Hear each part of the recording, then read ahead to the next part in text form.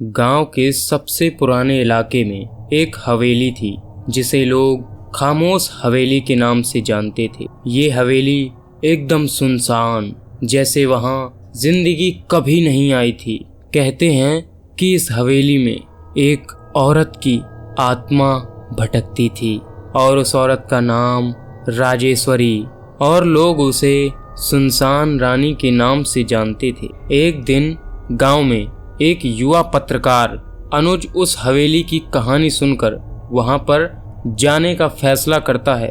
उसे लगा कि अगर वो कहानी की सच्चाई सामने ला सके तो उसकी खबरें चर्चा में आ जाएंगी और वो मशहूर हो जाएगा। अनुज ने अपने दोस्त मनीष को भी साथ चलने के लिए कहा। दोनों अपने कमरे में टॉर्च के साथ शाम को हवेली की तरफ चल पड़े। हवेली का मुख्य दरवाज़ा बहुत भारी और जर्जर था। उसके अंदर घुसते ही हवा का एक ठंडा झोंका उनके चेहरे से टकराया और दोनों के रोंगटे खड़े हो गए। हवेली के अंदर कांटे, पेड़ पौधे जले हुए लटके हुए थे, जैसे वो जगह सदियों से वीरान पड़ी हो। मनीष ने कैमरा ऑन कर लिया और चारों तरफ देखा। एक अजीब सा सन्नाटा था जिसमें केवल उनकी ही सांसों की आवाज़ गूंज रही थी। थोड़ी देर के बाद उन्हें ऐसा लगने लगा कि जैसे कोई साया उनके पीछे चल रहा हो। मनीष ने अनुज की ओर देखा और पूछा, तूने भी देखा ना? अनुज ने नजरें फेर ली, पर उसके चेहरे पर भी डर झलक रहा था। अचानक हवेली के एक कोने से एक धीमी सी फुसफुसाहट सुनाई दी। क्यों आए हो? क्यों आए हो यहाँ? दोनों ने एक दूसरे की ओर देखा और एक ठंडी सांस खींची।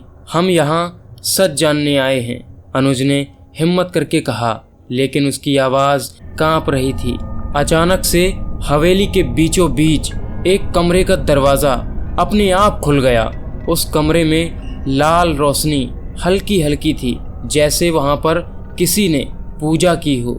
दोनों ने अंदर कदम रखा और देखा कि कमरे के बीचों बीच एक पुरानी लकड़ी की कुर्सी रखी हुई थी। कुर्सी के पास एक टूटा हुआ शीशा भी था जिस पर खून के धब्बे थे।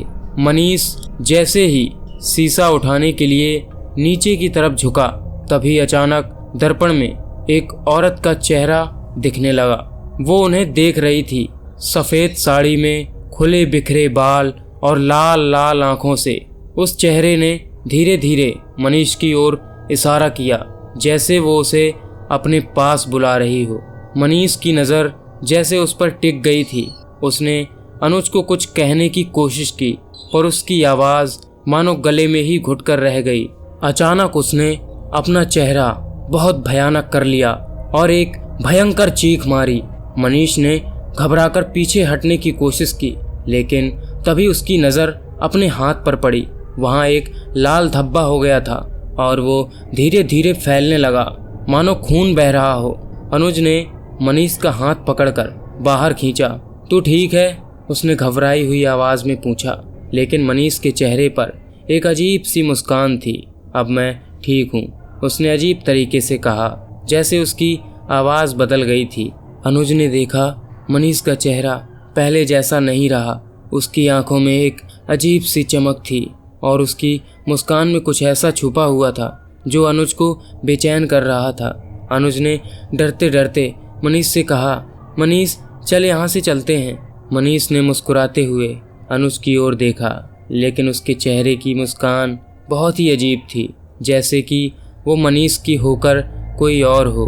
उसकी आवाज़ भी एकदम अजीब ही लग रही थी, गहरी भारी आवाज़। मनीष ने कहा, यहाँ से जाना आसान नहीं है। अनुज ने महसूस किया कि मनीष के अंदर कुछ भयानक ताकत ने प्रवेश कर लिया है। उसकी आंखों में अजीब सा पीलापन था और चेहरा बहुत ही अजीब लग रहा था।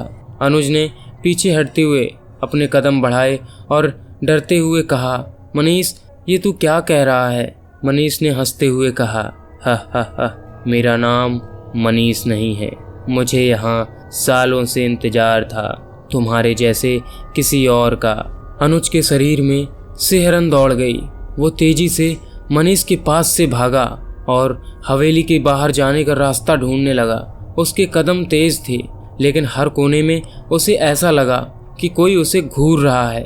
उसकी सांसें तेज हो रही थीं, लेकिन अचानक हवेली का दरवाज़ा अपने आप ही बंद हो गया।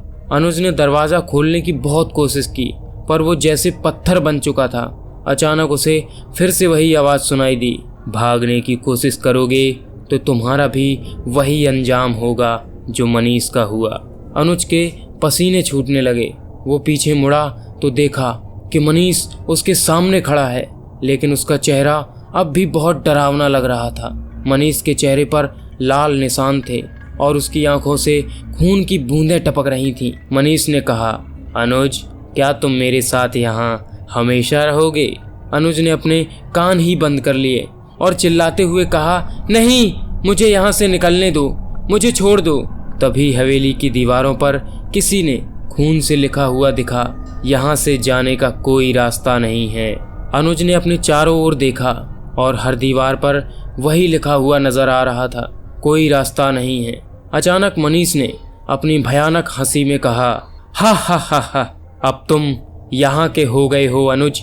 अनुज की आंखों में डर और निराशा थी। धीरे धीरे उसे एहसास हुआ कि वो भी अब इस हवेली में फंस चुका है, जैसे मनीष फंस चुका था। वो घुटनों पर गिर पड़ा और चीखते हुए बोला, नहीं, मुझे जाने दो, मुझे यहाँ नहीं रहना। अचानक हवेली की लाल रोशनी और तेज हो गई। दीवारों पर भूतिया छायाएं उभरने लगीं और हवेली में भयानक चीखों की आवाज़ गूंजने लगी। अनुज के कानों में उन चीखों ने जैसे स्थायी जगह बना ली थी। उसके होश धीरे धीरे खोने लगे।